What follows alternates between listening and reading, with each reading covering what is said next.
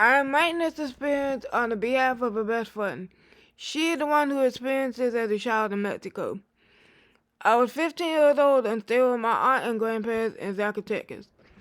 It was the morning hours in March. I went to the main plaza of town where I saw a police truck pull up to the police station with a 50-gallon barrel.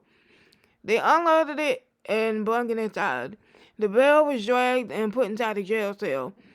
Inside the barrel was a very loud laughter that could be heard outside. I was outside of the police station and could hear the laughter. One of the waitresses, a Luchusa, politely asked for water in Spanish while inside the barrel. The barrel was not secured properly because one of the waitresses flew out and escaped. All of the cops at the station took out their guns and shot at the Luchusa, or witch, multiple times, and it was unfazed as it flew around. I ran home and told my family I was staying with. Later that evening, I was washing my clothes by hand on the roof. All of a sudden, a black-colored Luchusa, witch number 2, showed up and flew near me. It was flying south to north. Witch number 1, white Luchusa, appeared nearby flying east to west. I was afraid and ran downstairs, told my aunt, who told me to go inside my room. I could hear them laughing loud. In fact, most of the neighborhood could hear the laughter. A neighbor went outside to where the witches Luchusas were perched and pointed his rifle at them, shooting both multiple times. The laughter continued and they flew off. Next day, the witches were found dead. Okay, so I'm new to Reddit, so I'm not sure how it all works. I also don't know much about the paranormal either, but this freaked me out. So me, a 17-year-old female, and my boyfriend, a 20-year-old male, live together with one roommate. There's 5 animals in the house, 2 dogs, 3 cats. Small, unexplainable stuff has happened in the house, such as door opening by themselves or stuff out of place. But nothing big before this. There's been 3 incidents so far. My boyfriend saw it twice and myself once. We have the kitchen and laundry room right next to each other. Sofa being against the kitchen counter. On the other side, my boyfriend was standing in the kitchen and through the window saw one of our dogs outside standing up behind a small fire pit thing.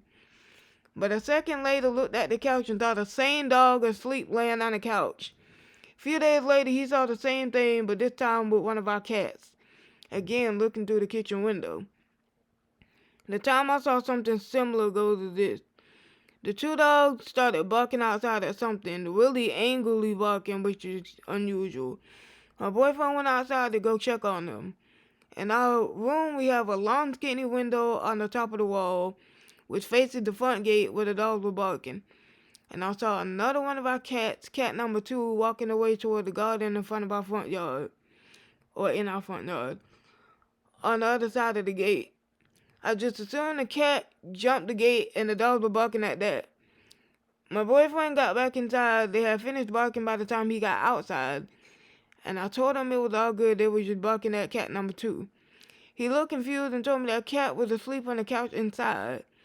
I went and looked, and yes, she was asleep on the couch. I felt really uneasy after that. Now I know the cat outside was my cat. It had the same color and the exact same color and pattern. I know I didn't mistake a stray cat or anything. I'm just not sure what it could be at all. We did some small research and thought maybe skinwalkers, but I honestly have no idea. If anyone has any advice or knows what it could be, please let me know. When I was younger, I decided to work with the Fae. I left lots of offering over a month's time, and some fairies did answer. But unfortunately, so did some dark and scary things that may have not been fairies. I decided to end my relationship with them when they didn't use words to communicate with me, and also because I was beginning to feel uncomfortable and scared in my own home. I hired a shamanic practitioner to clear my home. I should have told the fairies what was going to happen and why it was happening, because they are very sensitive and can retaliate when their feelings are hurt. That night, I had an issue that needed taken care of, so I went to the ER. As I was walking, I could hear fairies surrounding me, muttering and seeming a bit nervous. Once I got there, I noticed some strange bodily sensation. There were little dark purple dragonflies, slith-looking beings in my hair, and something was coiling around my limbs. I quickly realized the spirit was trying to overtake me and started panicking. First, I went to the bathroom and noticed there were things I could see in the mirror that were not visible in real life. I saw a tiny gnome-shaped figure run across the ground in front of me, along with a little black spear. I also got the sensation that something would eat my period blood. Fucking gross. Ew. I went back out into the lobby and tried to think quickly about how to fix the situation.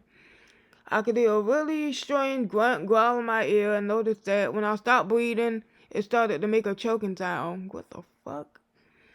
So I kept pushing all of the air out of my lungs, holding my lungs empty for as long as I could bear. Whenever I took a breath, it coiled around me tighter. When I knocked the air out of my lungs for long enough, it would choke and scale back its progress.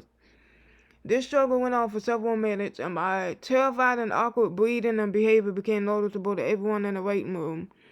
Everyone was either staring at me or trying not to. Eventually, I won this battle. My breathing trick worked. As this entity left me, this thick white fog came billowing out of my right shoulder. A lady was staring at it and asked me if I saw it too. So I know this was real. I interpreted this as the entity's revenge for me kicking it out of my home. I didn't notice at the time, but the fairies were watching over me as this thing followed me to the ER and tried to overtake me.